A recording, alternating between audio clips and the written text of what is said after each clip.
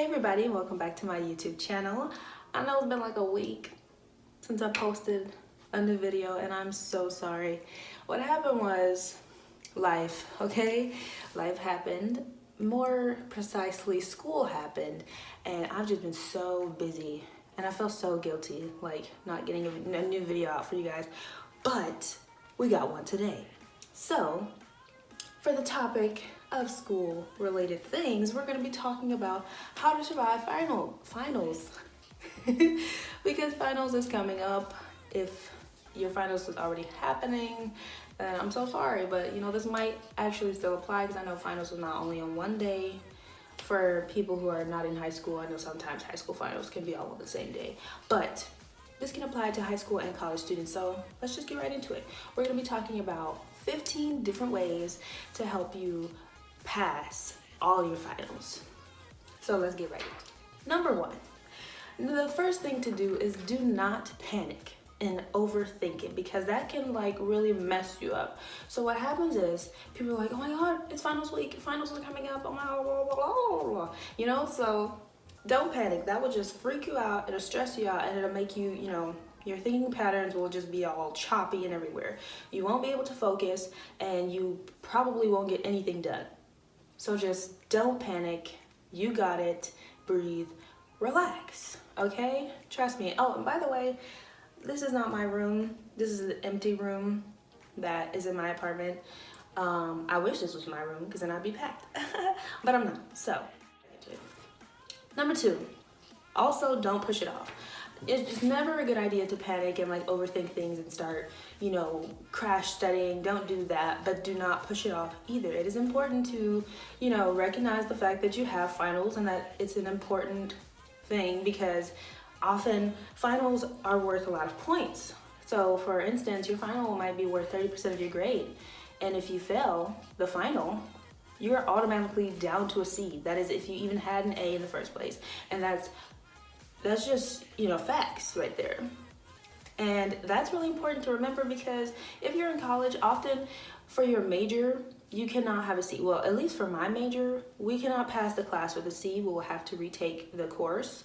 And that's just like, that's a big hit to your budget, especially if you're like not on financial aid, or even if you are on financial aid and you don't have a lot of it.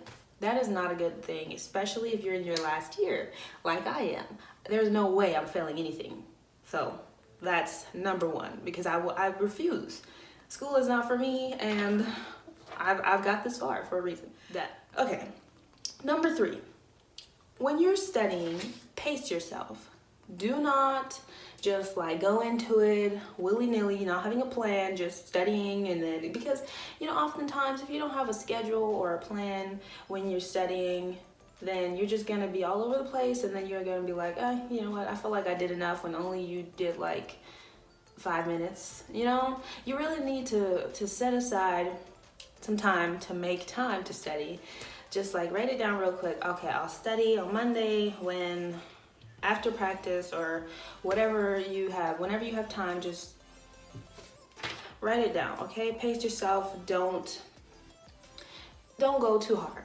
Make sure you make time for rest as well, because you don't want to be studying all night, not rested, and then the next day you're tired and you can't focus. That won't help anybody. So just make a plan. Okay, it's really important. Number four, use effective studying methods. This kind of goes in with number three. But it's important that you know, like if you study best in groups, then form a study group. If you study best by yourself, then figure out what way best helps you when you're studying. So maybe that's making posters around your room, making flashcards, you know, doing something of that nature that will grab your attention and that will help you focus and help you study. So that is really important. All of these things are important. I'm gonna just say that's really important, like after everything, because they're all important. Number, what are we on? 5, get enough sleep. Like, don't just sleep. You gotta get enough sleep. Like you cannot, your body recharges, it rejuvenates, it heals itself, you know, you're refreshed after you wake up. If you only get like 3 hours of sleep the day before you have like 3 finals and they're all like 2 hours long, sorry buddy. That's not gonna work for you, okay? That will not work. You will be dead, probably. Like, you will die of lack of sleep. That can happen. So please, all of these things tie in together. If you make a study plan, you won't be up all night studying. You will be able to have time to like watch a movie or rest or take a break, and then you can go to sleep at a good time. Like, this is why you can't just go in and study.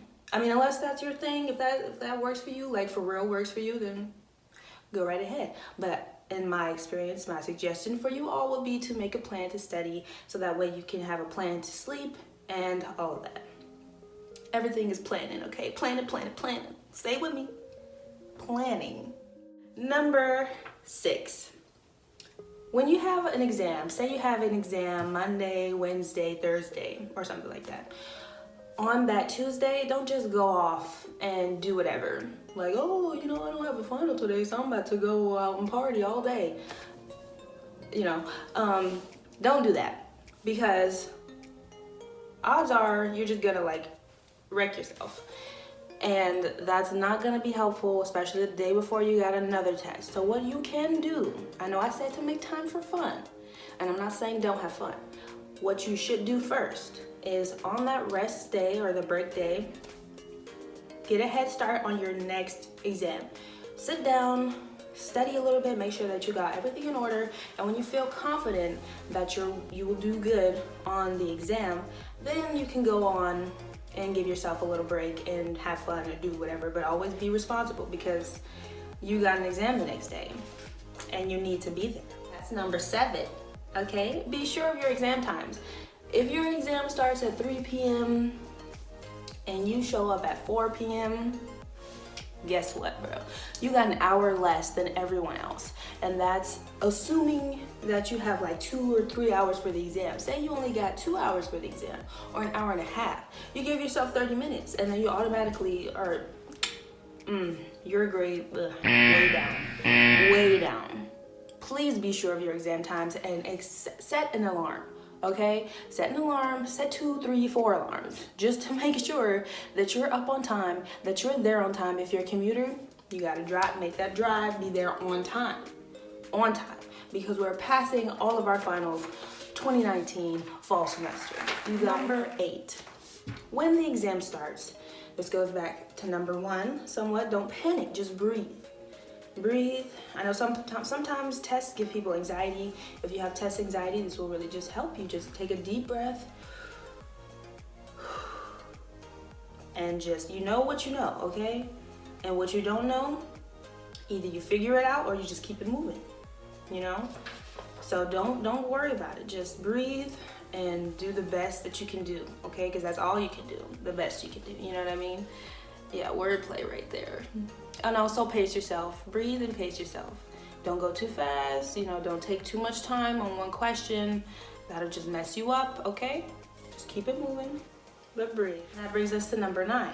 Come back to hard questions. If it's a really hard question and you're just stuck, move on. Do not just sit there trying to figure out what it is. Even if in your head, like you know it, but you can't figure it out, just move on to the next question and come back to it later. Because if you're just sitting there on that one question, you're taking up time that could be used to get other questions out of the way while you can come back to that question. Because okay, let me start out. If you go through the test and you do all the questions that you for sure know, or that you're at least, 80% confident that you got the right answer, just get those done. And then all the rest of the questions that you don't know or you weren't sure of, come back to it, review it. Maybe now that you read other questions, it can help you remember something for this question, or something of that nature. That will be a lot more productive.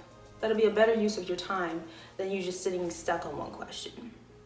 So it's okay to skip it as long as you come back to it, okay? And focus on you and your exam. Don't worry about if you see other people finishing first. They took 30 minutes, they took 10 minutes or whatever, if that's something that happens. Just focus on you. It's about you passing. It has nothing to do with anyone else. Just zone everybody else out. Focus on your test and just think about, the answers that you know, and whatever you don't know, figure it out. Or just guess. Sometimes guessing comes in clutch, and let me tell you. Number 11, ask questions. This is before the exam, not literally before the exam. So like your exam is at 2 and you're asking questions at 1:50. Sometimes not. That don't work. You need to ask questions like the day before or 2 days before, the week before. So whenever you can ask questions, go ahead, ask them. Don't be afraid, don't feel embarrassed. Even if you already know the answer and you want to be sure that that's the right answer, that you're on the same page, ask the question anyway. It doesn't matter what anyone else thinks as long as you getting your information and you're gonna pass this test, okay? So ask all the questions you want. This can be asking teachers, teachers' aides, your peers, a friend who took the class before, or whatever. Use your resources. Ask questions, and don't feel ashamed to ask questions. I ask questions all day, so it's okay. Number 12, teach someone the information that you're studying. And this goes back to like a study tip.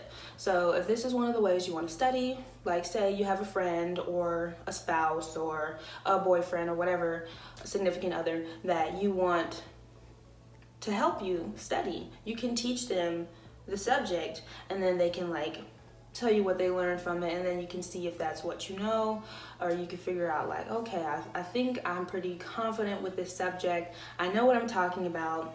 Everything's cool. Then you can keep it moving and, you know, go on to the next subject. I feel like that's a pretty good study tip.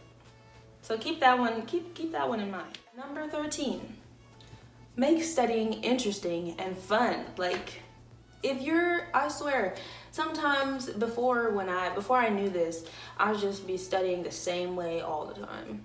And it was like with flashcards. And personally, I don't think flashcards are boring necessarily. I like flashcards kind of. But if you want to spice it up, if you like flashcards, get colorful flashcards. If you like studying in groups, study in groups.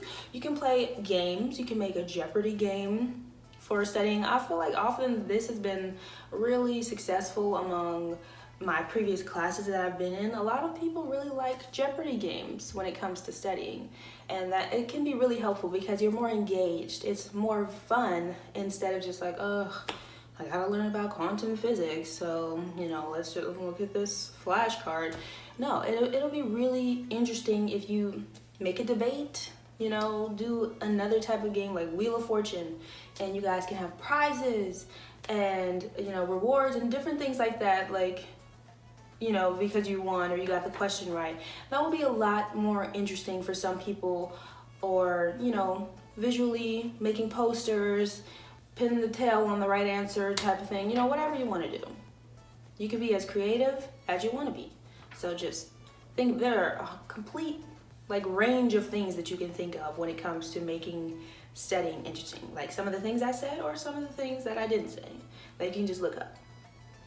But yeah, interesting study games, way better than just boring flashcards. Number 14, this is important, like everything else, but you need to eat before your exams.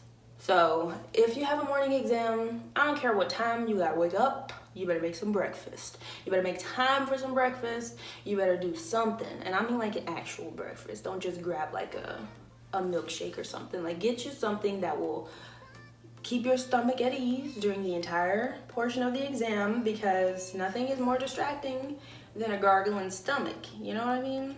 Like all you hear is that will be very distracting for the people around you and you. Even if they can't hear it, you feel like everybody in the world can hear your growling stomach. Okay, so just get you some food and just save yourself that annoying feeling of being hungry, and you're distracted because you're hungry, so you're not thinking right and you're just hoping to get out of here as quick as possible. Then you're not focusing on the answers, not focusing on the questions, none of that. So that would just be really bad if you don't eat and drink some water. Okay, drink some water. And then also before your exam, use the bathroom, because you know during the exam you're not going to be allowed to go to the bathroom. If you really gotta leave, that's it. Your exam is done and you're on question 50 out of 150. So you're not passing. So just go to the bathroom, eat, drink, go to the bathroom. So that way there's nothing that can be distracting you going on up in here. So that's That's a really important thing, because trust me, you sitting there for 2 hours holding your pee or whatever else, that's a big distraction. And your grade, sweetie. Trust me, No, I didn't, okay. Anyway, okay. And the last tip I have for you guys, this is the big one, and this is why it's last. Not everything in this list was in order, but this one is last because it's the most important. Let it go. This is like, I know it's really hard sometimes, and it can be, like I said, a matter of passing or failing. But at the end of the day, if you do everything that you can to study and prepare yourself as much as you can, and still, you know, like if you do it right, you can still study and have breaks and not feel like all you've done all week is study, then all you can do is just do what you can do, you know? You do what you can, and when it's over, that's it. There's no going back. You can't change any answers, and the grade you get is the grade you get. So you just gotta live with it, you know? Don't take it too hard if, you know, you don't pass. Trust me, I know failing is not fun, and it hurts, you know, sometimes, especially when it's like passing a class or failing a class, and not just passing the exam or failing the exam. But like I said, at the end of the day, you can't do anything about it. So it would be really unfortunate if you let it like affect the rest of your mood and day and week, and then that can affect the rest of your exams if that was your first exam or whatever. So I hope these tips really helped you guys. If they did, and if you used any of them, leave this video a big thumbs up and let me know down in the comment section below which tip was your favorite and if you've used them before. So like I said again, I'm sorry you guys for being so late with this next video, but I got it out, so I hope you guys are happy, and I will see you guys in the next video. Bye.